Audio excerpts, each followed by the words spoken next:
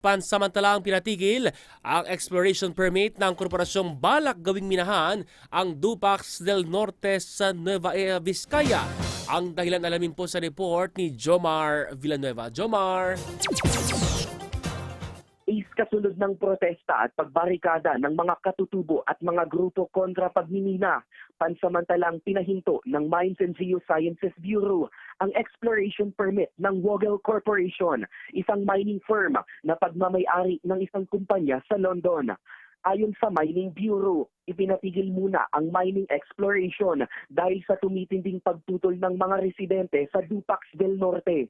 Hindi suportado ng mga residente ang pagmimina sa lugar, lalo't hindi ito kinonsulta sa lokal na pamahalaan at sa mga katutubo. Ayon pa sa Mining Bureau, may kakayahan ang ahensya na ipatigil ang mining exploration sa ilalim ng Republic Act 7942 of Philippine Mining Act, lalo't nalalagay sa peligro ang kaligtasan at kapayapaan sa lugar. Kinatuwa naman ng mga grupo kontra mina ang temporary suspension. Ayon sa Alyansa Tigil Mina, patunay ito ng katapangan at tiyaga ng mga residente para protektahan ang kanilang lugar mula sa mapaminsalang pagmimina. Idiniin ng grupo na nais nilang tuluyang mabasura ang mining permit ng Vogel Corporation para makalaya sila sa Dupax del Norte.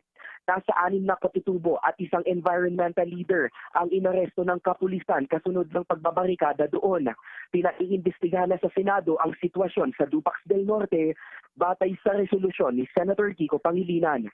Jomar Villanueva, Newsline.